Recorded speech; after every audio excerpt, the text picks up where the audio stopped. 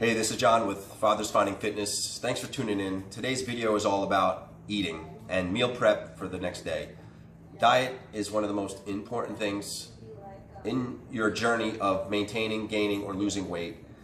The other two most important things are your exercise and workout habits and your recovery. But for today, before I actually went ahead and prepped my meals for the next day, I thought it would be cool to give you a behind the scenes look and into the process, into showing you what I do almost every night and have been doing for almost 2 years, which is maintaining on my own the food that I eat and how I go about the kinds of food I'm consuming, what I look for when I'm eating. I'm 45 almost, so what are the things I try to do every day when I'm eating? And maybe this will be helpful to people watching this who are either just getting started or having some struggles with maintaining their weight. I've been on a health transformation journey for almost 5 years. In those 5 years, I've been able to lose a lot of weight. My body fat percentage is probably less than 8%. I'm still looking to lose a little bit of body fat as I'm looking to do a physique competition in May. It's mid-February right now. So while I'm not a doctor or a physician or a nutritionist, I have a tremendous amount of experience navigating through the challenges of losing weight, losing fat specifically, gaining muscle, staying in shape. I'm married, have a full-time job. It's not easy. So there's, a way to kind of push through this. And my hope is to try to be as insightful and educational as I can to try to help others. So, as a bit of a background, what do I do with my food? Then what I want to do is show you my actual meal prep itself. I'm going to show you the meals that I have planned for tomorrow and give you some insights regarding the macros that each of those meals have. Macros are calories, fats, protein, and carbs. So, with regards to my eating, my journey started a little over 5 years ago, or about 5 years ago. And at that time, I just wanted to get into shape. First thing I tried to do is I tried keto. Keto lasted about 3 months, lost a little bit of weight, but in the end, just personally speaking, it wasn't for me. I found it to be an excuse to eat a lot of high-fat foods that I normally wouldn't eat, but I did it just because the diet called for it. Then after that, I ended up finding intermittent fasting, and that stuck with me for about 10 or 11 months. I was able to lose good weight with intermittent fasting. I learned a bit about my body and the kind of signals that I found when I'm hungry and how to curb that. After a while, I felt, maybe this isn't going to be sustainable forever. So, what are my options here? Is it I must start and end eating at a certain time? I'm married, I have kids. We want to eat dinner at a certain time, and we don't want to say that Dad can't eat because he's starting to fast. This didn't work. So I ended up getting into tracking my calories using a calorie counting app. I'm using for the last 2 years now an app called Carbs Diet Coach, CDC. At first, I would track things for almost a year on a piece of paper. It's very intensive, manual intensive. It wasn't easy, but I learned a tremendous amount about not only the kinds of foods that are healthy, the things that are in foods like sodium, for example, that I was eating a lot of, cholesterol and whatnot. But calorie counting has been my eating structure for several years, and in the last 2 years I've been using an app to really make the process much more efficient, much easier, be very transparent into the things that I'm eating. And I really like CDC, not just only because it's a calorie counting app. There's a lot of those types of apps, like MyFitnessPal, for example, that are probably a lot larger and have a larger customer base. But what I love about CDC, and I'm not paid to advertise them, I don't have any affiliation with them, just giving my experience, but they have an artificial intelligence coach where every week you check in, and based on your weight, start and end weight, and the average throughout the week, it'll determine, should we keep the calories, fats, the other macros the same? Should we increase them, decrease them? And it's a rolling scale. You tell it what you want to do. You tell it the kind of foods you want to eat. You tell it if you're high carb, low carb, keto, whatnot, and it'll, balance out and propose the different macros for you. But it's up to you what you put in your mouth.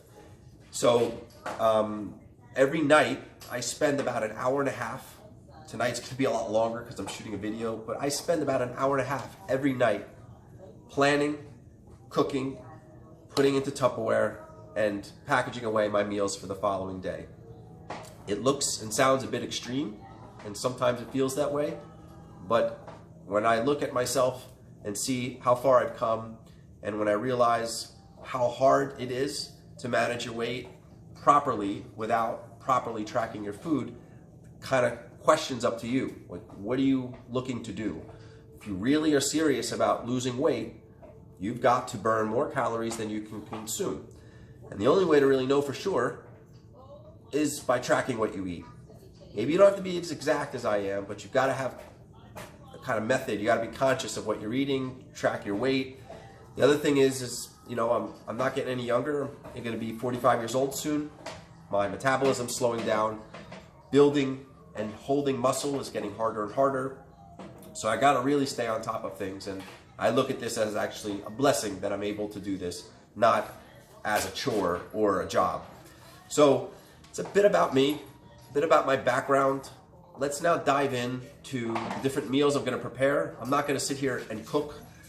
Maybe some of it I will, just to give you some tips of the things I do, but my goal is to show you how I plan my meals, what I'm eating most often, and just to show you as well that you can be adventurous in what you eat. You'll see that one of my meals is a snack meal. I'm having, you know, unsalted pretzels, some kind of flavored rice cakes, you know, nuts and so on. So it's not all just chicken, broccoli, and rice either. So let's start in and take a look. All right, really quick, regarding my morning routine, I'm an early riser. Alarm goes off at 4:10. At 4:10 in 3 seconds, I'm up, shutting it off, and in the bathroom getting ready. I have all my clothes laid out exactly as I need them to, so in the virtual darkness, I could just pick things up, stack my clothes where I got my underwear, shirt, pants, jacket, like all kind of layered, so I'm not even really thinking. My goal is to get up, dressed and ready and downstairs and out the door as fast as I can. Gym opens at 5. I'm normally there 10 to 5, waiting for them to open. So after I get ready upstairs, I come downstairs to the kitchen and I have everything exactly laid out the way that I need it. So first thing I do is I have a cup of coffee ready to go. I have an espresso machine, so I have the pod in there, filled up with water, throw it down, turn it on, I'm pouring a black coffee. I don't have anything in my coffee, just black. Next thing I do every morning is I make myself a green drink that's also mixed in with some ingredients that helps with the pre-workout. I don't take pre-workout drinks. I find them to be jittery, filled with ingredients, proprietary blends that I don't even know what they are, but I have seen and use certain ingredients that prove to be effective, at least for me. Now let me be clear, I'm not a doctor, and nor am I trying to give nutritional advice. Anything you're about to see, I highly advise you to do your own research, maybe even speak with a doctor or nutritionist, because there could be ingredients and supplements that I take that could impact certain types of medication that others may take. I don't know, nor can I be in a position to caution you. I'm just trying to raise awareness, okay, about what I found helpful, and I'll encourage you to do your own research as well. But the very first thing I do is I have a green drink. I've used this AG1. AG1 is a blend of a number of different ingredients. It even has vitamins in there. So put a scoop of that, have it ready to go in here, which is an AG1 water bottle. I'll drop a few droplets of vitamin D supplement, which I take more often in the winter because I'm not as outside in the sun as much. And each drop is 1,000 grams. What is it? 1,000 IUs of vitamin D3, and I take 2,000 to 3,000 of these drops. Next is a scoop, 5 milligrams of creatine monohydrate. I use a company called NutriCost. They're pretty simple.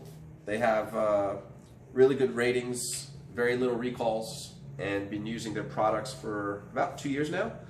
And creatine monohydrate, this is not a lesson on these supplements, but it's something I've been using every single day for well over 2 years, never had any side effects. It's one of the most widely studied supplements that prove to be healthy. Creatine is found in some common foods, but the amount of creatine you need to really saturate your muscles can become a high calorie issue if you don't supplement, which is why I supplement with it.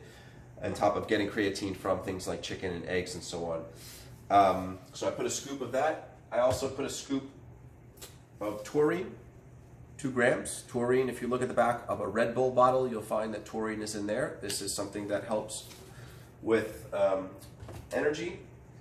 And then the next 2 ingredients are beta-alanine and L-tyrosine. L-tyrosine is one of the 20 amino acids, and beta-alanine is actually something that is helpful in performance, especially high-intensity training. So I mix all this up already into this bottle, and I actually will pour in a kind of like baby bottle water, put a cap on it, leave it out so it's at room temperature. Room temperature because my body doesn't have to regulate it as much to bring cold water down to body temperature. You just drink it, goes right down into my gut, and the body can start absorbing it fairly quickly. So I will pour water into here, shake it up, and then I'll go on to the next meal, which I'm going to show you, which is a high protein and high nutritious oatmeal. But that's the very first thing that I consume in the morning. Okay, now we're going to get into the food, but take a look at my macros. I'm taking a screenshot of that app I showed you. On the right is the total number of calories, 2,741 I'm consuming a week. And that fluctuates a little bit here and there, but that's where I'm at right now. Proteins, 206, carbs, 306, and fats, 77. So those are my daily intake targets that I look to do. And on the left is when I plan my meals out, what I have left to do. So you see I'm fairly close to 0 on all 3, give or take about 4 or 5% will keep you in compliance. It's kind of like playing Tetris. You really learn, like if you're short on calories or carbs, you know, really what your go-to foods could be when you're having to squeeze in another 20 or 30 grams of carbs, but you don't want much fats, and you know, vice versa. So that's the total figures I'm looking at. And let's look at meal number 1. So I make my own oatmeal. It's kind of like that company Oats Overnight or Overnight Oats or something like that. But I put in some organic thick rolled oats, which is 48 grams. I think that's half a cup. I put in 2 tablespoons of peanut butter powder. That's because powder is lower in fat. Chia seeds, which have some good antioxidants. I have some whey protein powder in there. Some cacao powder, dark chocolate. I really enjoy the taste and has some good antioxidant properties as well. I drink, on top of the water drink with the green drink, dragon fruit. Dragon fruit is something that has a good taste, little sugar. It's organic, and it also has some prebiotics in there. And then I'll pour into the oatmeal some milk, and I use ultra filtered Fairlife milk. It has 13 grams of protein. I normally use 0%, to be honest, but I picked up the wrong bottle at the grocery store, not realizing the different color, and got 2% instead. Not my preference. I normally go with 0% just to track a bit lower fats, but that's what it is. So besides the green drink, the workout powders I showed you, those supplements, and the black coffee, this is what I consume in the morning. And then about 20 minutes after eating this is when I'm working out in the gym. And personally, I find this to really help with my energy, especially that early in the morning, and really feel alert. All right, well, I'm not going to show you all the making part of it. This is all the ingredients lined up. I measure out every single ingredient on this scale. This is a cheapo scale I got from Sharper Image, and I measure out by the gram every single ingredient for all of the foods I eat. And it's really not something I skimp on. I figure if you're going to do something, do it to the best and fullest of your ability. Taking shortcuts here could lead to shortcuts elsewhere, and then shortcuts throughout the week could add up to some, you know, really bad calculations. If anything I've learned is, like, we're all pretty bad, and it's easy to be bad at weighing and measuring food. I mean, nobody enjoys doing it. Nobody wants to do it. But if you got a goal in mind, then it just becomes part of the process. The one thing I wanted to call out is this. There's probably several different protein powders I use. And really there's several markers I really just look for, and I'll just want to quickly show you that. So my idea of what I would classify as a good protein powder supplement is, first let's talk about the calories, the nutritional facts, and I'll talk about the different types. So calories, anything that's at or less than 130, 135 calories is good. Nothing more than 2 to 3 grams of fat. In terms of sodium, I really like something that's low in sodium. Carbohydrates shouldn't be anything more than 4 or 5 grams of carbs. Very little to no sugar. Protein shouldn't be anything less than 22, 23 grams of protein. Is really the different things I look for. When it comes to the types, I use whey isolate, but there's also different types of protein. Now I'm not talking about the plant-based. I stick with the wheys. But you have whey concentrate, which could upset stomachs for people who are lactose intolerant. Whey isolate has a lot less of lactose. A lot of that's been removed. It does have very little, but it's a bit purer. So people may not have as much problems with that. If you still have issues with whey protein isolate, there's what's called hydrolyzed whey, which is even more higher quality. It's a bit more expensive, and it's probably the most cleanest, and probably those that are hypersensitive to lactose shouldn't have a problem with hydrolyzed whey. ISO 100, I think, is a company or brand that makes that, which I've tried here and there. And that's really like the key building blocks, and that, and plus the different nutritional facts I look for, is really what I try to stick with. And yeah, I really wouldn't say I have like a perfect brand in mind. So I just wanted to give you some info and shed some light on that. All right, so I just put the milk in here, poured it in, shake it up for 10-20 seconds, make sure all the ingredients are kind of blended and nothing's sticking to the wall. And then this just goes into the fridge.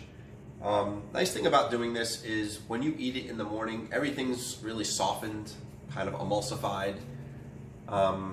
Eating it's pretty quick. And just the parting words with this first meal is, honestly, this has come with a lot of trial and error. What may work for me doesn't always necessarily work for everyone, but why I chose and settled on these ingredients is early rising requires me to just go. I don't want to cook. I don't want to prep. I don't want to do anything in the morning. I want everything ready to go, where I open up the fridge, put everything in there, stir it up, use a spoon, eat it, drink it. That's like easy for me. And I try to eat stuff that will give me some fairly quick energy. And then as well, regarding the protein, I really like to eat a decent amount of protein before and after, just to ensure that the body and my muscle fibers are getting what they need during the recovery process. So yeah, I mean, this is really what I could express in terms of my learnings, and this really works so well for me. I mean, at 5 in the morning, I'm having an amazing workout in the gym while most people are sleeping. So these are the types of foods that really help me get through that. All right, so what's next? Meal 2. So by this time, I would have worked out for about 90 minutes. I come home. Now it's close to 6:45 or so. Had about an hour and a half workout. So what I'm going to make now is a lot of egg whites. I use liquid egg whites. I have a certain type of bread called zero carb bread. It's made a lot with whey protein isolate. Very little carbs, little calories, but 7 grams of protein. Love potatoes. I boil these small potatoes. Potatoes are amazing for just your calorie and has some nutrients in it and carbs. So that, something called ramen noodles, and then rice are my go-tos for carbs. Everything bagel. So a Thomas Everything Bagel, a half of one. It's got a lot of calories and some sodium in there, but that's one of the cool things about eating, right? I try to eat in a way where as little food as possible goes to waste. So I got a family, wife, 2 kids, foods around the house that I may not normally eat all the time, but definitely don't want to throw anything out. If I see something going unnoticed or feel like it may get thrown out, I'm going to eat it for myself. So always on the lookout for things like that and how to work it into the diet. So I have half of a Everything Bagel, and then some unsalted peanuts for fats. So you see at the top, this meal is 608 calories, 54 grams of protein, 61 grams of carbs, and 18 grams of fat. This is my kind of recovery meal, so after my workout, I have enough protein, calories, and somewhat little fats. I probably could go with a little bit less fat there, because after your workouts, you really want to focus on ingesting foods that could replenish your muscles with protein to help them recover and rebuild the muscle fiber. That's how you build muscle. And then also rebuild the glycogen stores in your body, which is what your carbs are. So that's kind of the goals here, is have a good amount of protein, a bit more of carbs, and somewhat less fat. If I could get that fat down to 10, 12, it's probably better, but that's what I've got for now anyway. So these are the pretty basic Tupperwares I use. I got a bunch of these. Yeah, and I can stack these up in the fridge. And in terms of some of the ingredients, like you saw, I had I had the potatoes there. I've actually, in the fridge, went ahead and already boiled like a bunch of these things. So I get them at Costco. They come in like a big bag. You just literally dump these in water, you boil them, and they're just really good. They're really tasty, easy to eat. Just grab a bunch of these, weigh them, and then I'm good to go. So it's a quick, healthy way to consume some decent calories and carbs. Alright, so regarding the egg whites, just put them on the scale, pour until that hits close to 300. 300 grams of liquid egg whites is a lot. It's probably close to 6 servings. One serving, which is about 3 tablespoons, is 45 grams, which is about 5 grams of protein. But I'm trying to really maximize my protein intake, and really like the liquid egg whites because they don't have the yolk. And while the yolk is definitely healthy, there's nothing wrong with eating yolk as long as you moderate it. Having trouble time pouring and recording. I'm really trying to keep my daily cholesterol levels below 300. I've been able to manage my cholesterol on my own without having to do any medication to get it below 200. But to do that, it's really been requiring me to be really militant with the amount of cholesterol I get, and I'm really trying to stick with that regimen. My body seems to be a bit sensitive to, you know, managing the cholesterol, even though I'm very active and I work out a lot. As long as my cholesterol levels are, you know, around that 2 to 250, maybe even 300, should be fine. So just a little bit of background on that. So I'm going to just use a skillet that looks a lot dirtier than it is. And I use some kind of spray. So in this case, I'm using avocado oil, but I'll, you know, use the olive oil spray. Just varies. This is just to limit the amount of fat I get from greasing it. If I have to pour olive oil in there, put butter or something, try to avoid that. So just really pour it in here, and I'll start stirring it up and let it cook. Many times what I'll do is I'll put some peppers, mushrooms, some onions in there. You know, nothing that's going to really skew my calories. Those things you could eat a decent amount of, and carbs are pretty minor. And that's kind of my principle, is like, I won't penalize myself to sit there and measure things out like onions or bell peppers or things like that, because, you know, they're really healthy, and I'll always try to eat as much of that as I can, along with some leafy greens and so on. Regarding the other foods, this Thin Slim Foods, zero net carbs, I'm not really a big fan of this zero net carbs. I mean, what they mean by zero net carbs is any carbs subtracted by the amount of fiber will equal the net carbs, because of fiber's ability to, you know, move through the insoluble fiber, moving through the intestines and kind of flushing it out. The food and whatever's left over is, I guess, where they come up with that, but I don't know. I kind of ignore that. But this is very tasty. Cinnamon flavored, has 7 grams of protein, which is really good. And here's the Thomas bagel, which is, again, was going to get probably thrown out in a few days if I didn't eat it. So I just worked this into my regiment and have a good source. Well, maybe not the best source, but it's a source of carbs nevertheless. All right, there you have it. There's meal 2. So I put some ground pepper, black pepper, and some ground cayenne red pepper sprinkled on top of the eggs. There's the potatoes, 1 ounce of unsalted peanuts, and then the bread. So I'm going to dump this and this in just a big Ziploc bag and kind of bundle that together in the fridge. So tomorrow when I grab it, I'll just open this up, pop this in the microwave for about 1:20 and start eating this out of the bag, and that's it. All right, now we're moving on to meal 3. And meal 3 is kind of like my snack. It's funny to say that because let's think about the timing. The very first thing I was eating with that oatmeal and coffee and so on, that's around 4:30 in the morning. Then I work out until about 6:30, 6:45 I'm home, 10 to 7. That's my meal 2. So meal 3 here is probably around 10:30, 11 o'clock. And I've mixed it up with a bunch of different types of snacks. You've got these almond nut thins. I'll show you what those, some of these look like. Organic corn cakes, some unsalted pretzels, an avocado, obviously looking for the fat there. A little bit of protein, that's about half of a scoop of a serving of that protein powder supplement, and some Greek yogurt.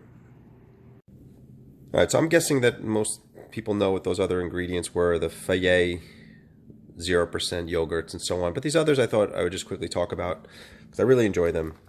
Blue almond, people that started with making the almonds, came out with these crackers called nut thins, and they come in different flavors. It's actually made of almonds, but they have different flavors: sriracha, ranch, and so on. What I like about this is it's actually a snack that has less sodium than most. Like the small round rice cake things, which I really liked, could be close to 300 grams of sodium. So it's really the sodium intake here that I'm trying to keep a close eye on, but something that's also higher in carbs.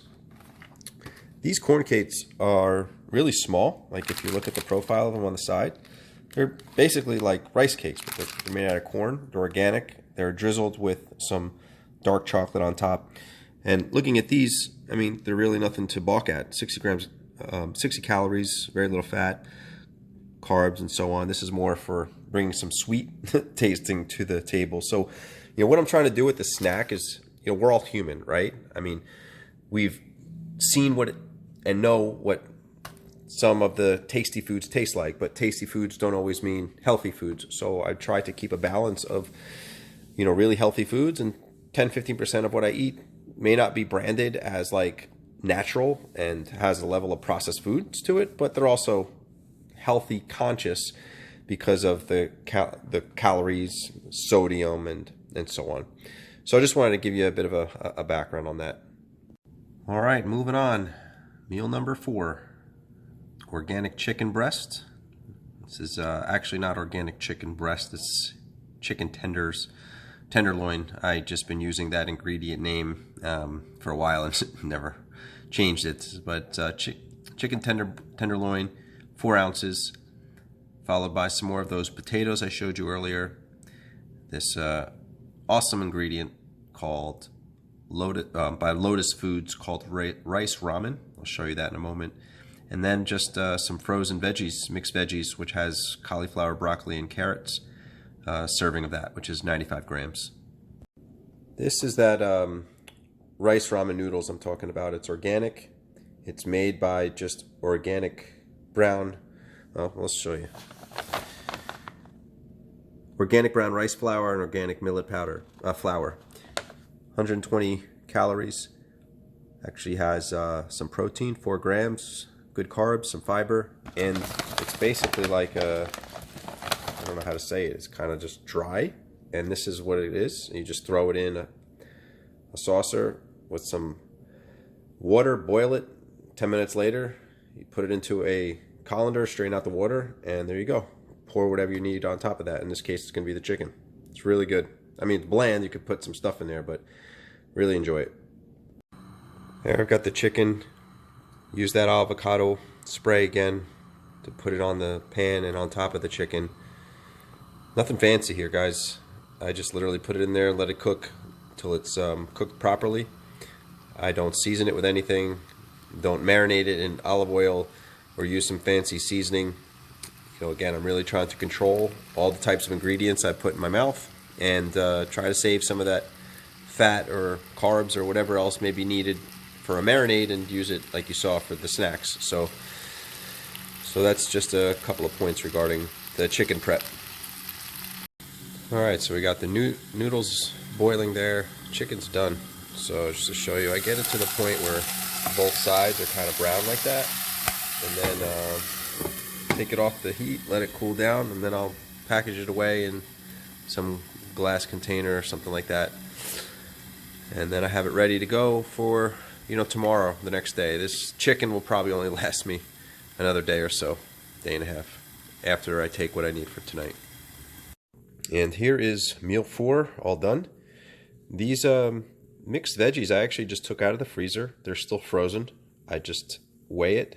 Now granted, weighed frozen is a little bit higher than normal because the water turning to ice, which is, you know, freezing the vegetables, weighing a little bit more, but it's not material enough to make a difference, and it's a lot easier. So I just scoop it in until it's 95 grams.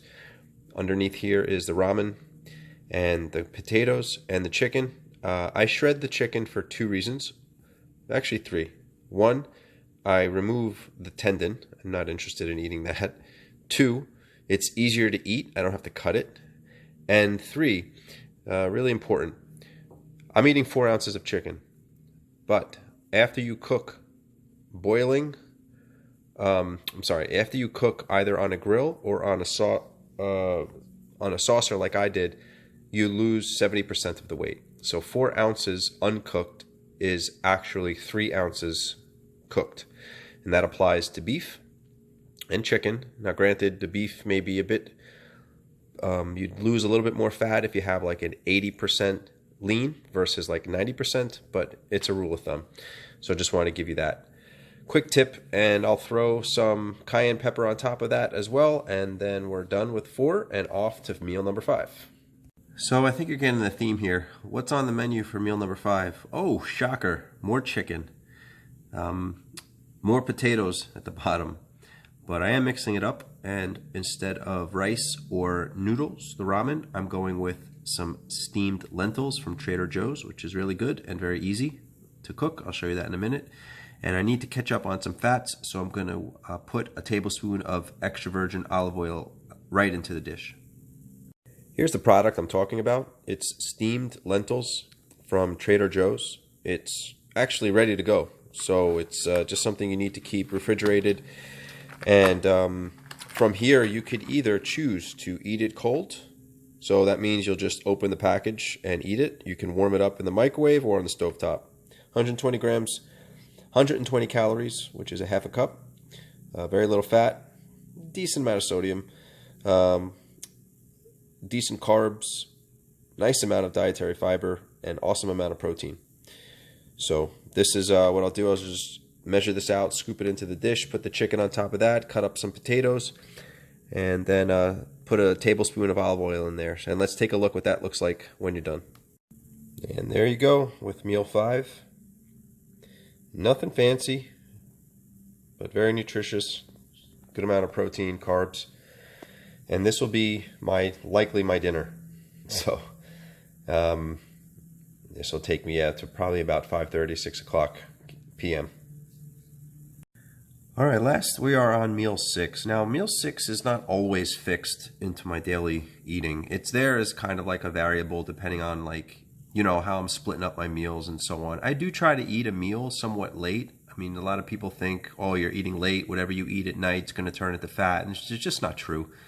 Okay? Fat is going to be put on if you're consistently eating in a caloric surplus, not just because you've got food sitting in your stomach at night. In fact, there is, you know, calories you burn when you're sleeping could range anywhere between 190 to 250 calories. So just a little fun fact. But anyway, I'm having something called natural muesli, which is a cereal. And I'm using coconut milk because it has very little carbs and calories instead of using a milk. This is the cereal I use, and I really like it because if you look at the nutritional facts, it's got a few key things I really like. One, it's a cereal that has 8 grams of protein. You won't find a lot of cereals with that kind of protein. Second, the amount of sodium is virtually nothing. Look at most of the sodium for cereals, and it's much higher than that. A lot of carbs, which is what I need. A lot of fiber, which is awesome. And very little sugar. So this is my meal to sort of round out and catch up my remaining macros. And this will probably take around like 7:30, 8 o'clock at night. And that's my last meal of the day. I'll put this into a Tupperware, and then I'll just dump some of the coconut milk in there at night, and off we go. This way I don't have to measure it tomorrow night. And there you have it. There's every single meal I'll eat tomorrow. Protein, the protein-filled oatmeal, egg whites, a bunch of other stuff, my snack, chicken, ramen noodles, veggies, chicken, lentils, salad, the muesli cereal.